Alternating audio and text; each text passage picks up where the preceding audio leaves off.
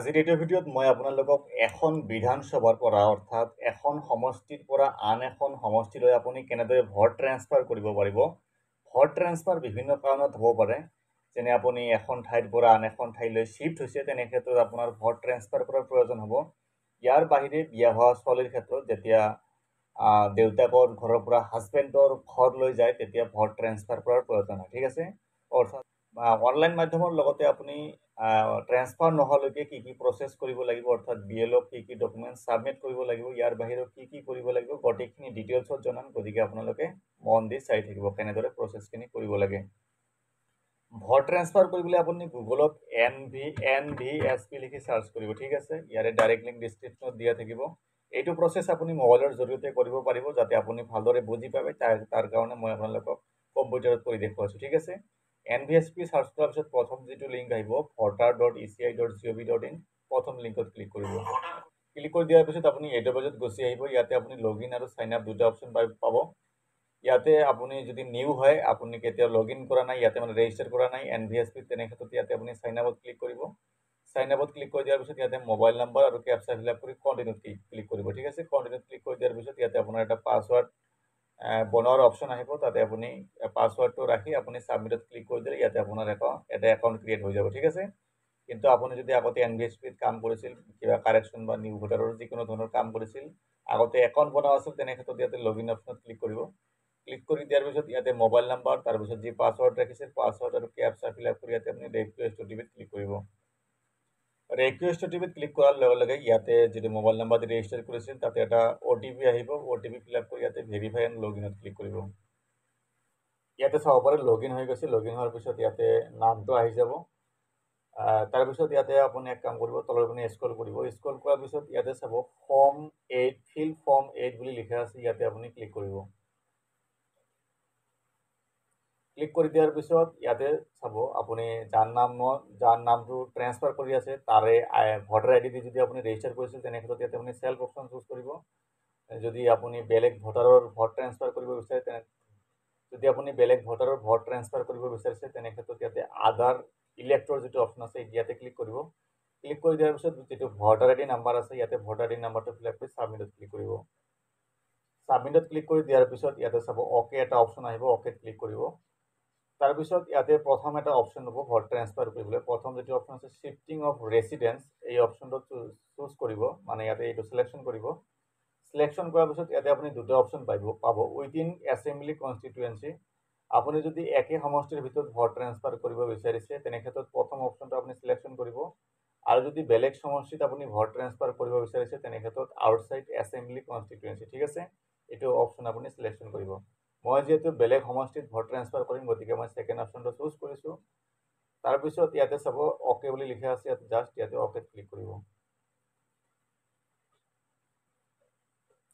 অ'কেত click কৰি দিয়াৰ পিছত ইয়াতে চাব ষ্টেটটো চিলেক্ট কৰিব, আপুনি কোনটো ষ্টেটত ভোট ট্ৰেন্সফাৰ কৰিব বিচাৰিছে। ইয়াতে ষ্টেট চিলেকশ্যন কৰিব। তাৰপিছত ইয়াৰ পৰা আপুনি ডিষ্ট্ৰিক্ট চিলেকশ্যন কৰিব। তাৰপিছত কোনটো সমষ্টিত আপুনি ভোট ট্ৰেন্সফাৰ কৰিব, ইয়াতে আপুনি সমষ্টিটো এনেদৰে চিলেকশ্যন কৰিব। তাৰপিছত ইয়াতে নেক্সটত ক্লিক কৰিব। নেক্সটত ক্লিক কৰি দিয়াৰ পিছত ইয়াতে আপোনাক একো কৰিব নালাগে, ডাইৰেক্ট ইয়াতে নেক্সটত ক্লিক কৰিব। নেক্সটত ক্লিক কৰি দিয়াৰ পিছত ইয়াতে চাব, ইয়াতে কিছুমান ডিটেইলছ ফিল আপ কৰিব লাগিব। এপ্লিকেশ্যন ফৰ শ্বিফটিং ৰেচিডেন্স, ইয়াতে আপুনি যিটো ঠাইত ভোট ট্ৰেন্সফাৰ কৰিব, আপুনি যদি বেলেগ ঠাইত ভোট ট্ৰেন্সফাৰ কৰিছে, তেনে ক্ষেত্ৰত আপোনাৰ ভোটাৰ যিটো হাউচ নাম্বাৰ হয়, হাউচ নাম্বাৰটো নাথাকিব। আপুনি BLOৰ পৰা এটা হাউচ নাম্বাৰ লৈ আহিব। ঠিক আছে, কিন্তু ছোৱালীৰ ক্ষেত্ৰত, বিয়া হোৱা ছোৱালীৰ ক্ষেত্ৰত যদি আপুনি ট্ৰেন্সফাৰ কৰে, হাজবেণ্ডৰ এড্ৰেছৰ যিটো হাউচ নাম্বাৰ আছে, ইয়াতে হাউচ নাম্বাৰটো ফিল আপ কৰিব। তাৰপিছত ইয়াতে গাঁৱৰ নাম লিখিব, আকৌ ইয়াতে গাঁৱৰ নাম লিখিব, ইয়াতে গোটেইখিনি ইংৰাজীত লিখিব। ঠিক আছে, তাৰপিছত ইয়াতে অসমীয়াত অট'মেটিক আহিব, এইখিনিত অট'মেটিক আহি যাব। মই এটা ফিল আপ কৰি দেখুৱাইছোঁ। ইয়াতে চাব, ইয়াতে আপুনি ইংৰাজীত ফিল আপ কৰিব, অট'মেটিক অসমীয়াত আহি যাব। ঠিক আছে, ইয়াতে যদি ভুল ভাল আহি যায়, ইয়াতে চাব এটা কীবৰ্ডৰ আইকন দিয়া আছে, ইয়াতে ক্লিক কৰিব। ক্লিক কৰি দিয়াৰ পিছত ইয়াৰ পৰা আপুনি কাৰেকশ্যন কৰিব পাৰিব। ঠিক আছে, ইয়াতে এনেদৰে কাৰেকশ্যন কৰিব পাৰিব। ইয়াতে চাব এনেদৰে ইয়াতে লিখিব পাৰিব। ঠিক আছে, কাৰেকশ্যন কৰিব পাৰিব, মানে যদি অট'মেটিক নাহে। তাৰপিছত ইয়াতে আপুনি পোষ্ট অফিচ ফিল আপ কৰিব, তাৰপিছত পিনক'ড, তাৰপিছত ইয়াতে আপোনাৰ যিটো মণ্ডল হয় বা তহচিল হয় আপোনাৰ যি আছে, ইয়াতে ফিল আপ কৰিব ইংৰাজীত। বাকীখিনি ইয়াতে অসমীয়াত ফিল আপ কৰিব লাগিব। তাৰপিছত ইয়াৰ পৰা ডিষ্ট্ৰিক্ট চিলেকশ্যন কৰিব। ডিষ্ট্ৰিক্ট চিলেকশ্যন কৰাৰ পিছত ইয়াতে আপোনাক এটা এড্ৰেছ প্ৰুফ ডকুমেণ্টছ আপলোড কৰিব লাগিব আপুনি যিটো এড্ৰেছত যাব ঠিক আছে ইয়াতে যিটো আধাৰ কাৰ্ড দিয়া আছে পাছবুক দিয়া আছে ইণ্ডিয়ান পাছপৰ্ট এইকেইটাৰ ভিতৰত যদি নাথাকে ইয়াতে আপুনি এনি আদাৰ যিটো ডকুমেণ্টছ আছে এইটো আপুনি চিলেকশ্যন কৰিব চিলেকশ্যন কৰাৰ পিছত ইয়াতে আপুনি যিকোনো এড্ৰেছ লিখা থকা এটা ডকুমেণ্টছ আপলোড কৰিব লাগিব ঠিক আছে ইয়াতে ডকুমেণ্টছৰ নামটো লিখি দিব যিটো ডকুমেণ্টছ আপুনি আপলোড কৰিব ধৰি লোৱা হৈছে মই পঞ্চায়ত চাৰ্টিফিকেট আপলোড কৰিম PANCHYAT পঞ্চায়ত চাৰ্টিফিকেট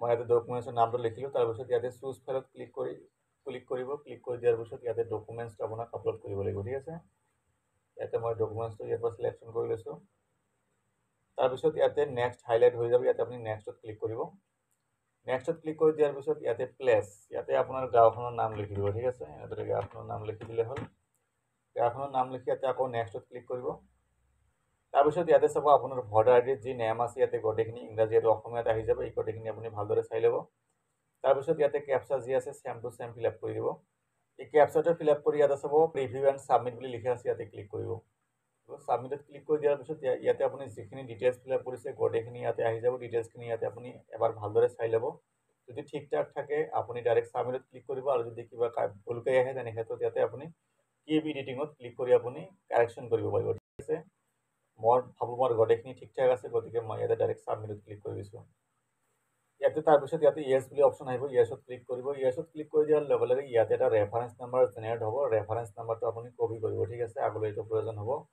যিটো ৰিচিভ হয় ৰিচিভ ডাউনলোড কৰিবলৈ মই এইটো কপি কৰি লৈছোঁ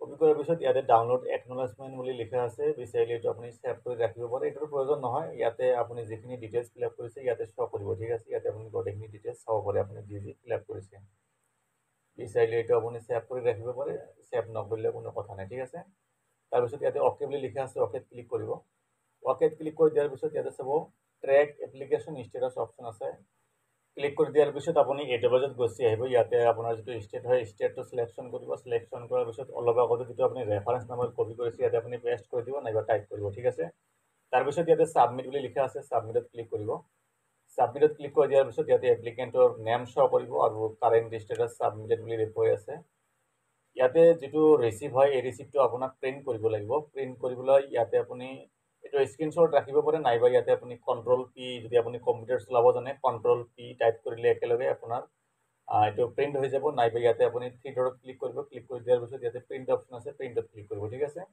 তাৰপিছত এইটো আপুনি ছেভ কৰি ৰাখিব পাৰে নাইবা আপোনাৰ যদি প্ৰিণ্টাৰ আছে ইয়াতে প্ৰিণ্টত ক্লিক কৰি আপুনি প্ৰিণ্ট কৰিব পাৰে ঠিক আছে এতিয়া প্ৰশ্ন হ'ল যেতিয়া আপোনাক BLO মাতিব GLO 3-4 দিন বা এসপ্তাহৰ ভিতৰত আপোনাক মাতিব BLOক আপোনাক এই ৰিচিপ্টটো দেখুৱাব লাগিব ইয়াৰ বাহিৰে যিটো আপুনি এড্ৰেছ প্ৰুফ আপলোড কৰিছে সেই এড্ৰেছ প্ৰুফটোৰ প্ৰয়োজন হ'ব ঠিক আছে কিন্তু বিয়া হোৱা ছোৱালীৰ ক্ষেত্ৰত ইয়াৰ লগতে যিটো বিয়াৰ মানে ৰেজিষ্ট্ৰেশ্যন কাগজ থাকে বিয়াৰ সেই ৰেজিষ্ট্ৰেশ্যন কাগজটোৰ প্ৰয়োজন হ'ব ইয়াৰ বাহিৰেও কিছুমান BLO আপোনাৰ পৰা ভোটাৰ লিষ্ট বিচাৰিব ঠিক আছে এইকেইটা ডকুমেণ্টছ দিলে আপোনাৰ ভোট ট্ৰেন্সফাৰ হৈ যাব তো এনেকৈ আপুনি অনলাইন মাধ্যমত ভোট ট্ৰেন্সফাৰ কৰিব পাৰিব কিবা বুজি পোৱাত অসুবিধা হ'লে কমেণ্ট বক্সত কমেণ্ট কৰি জনাব ধন্যবাদ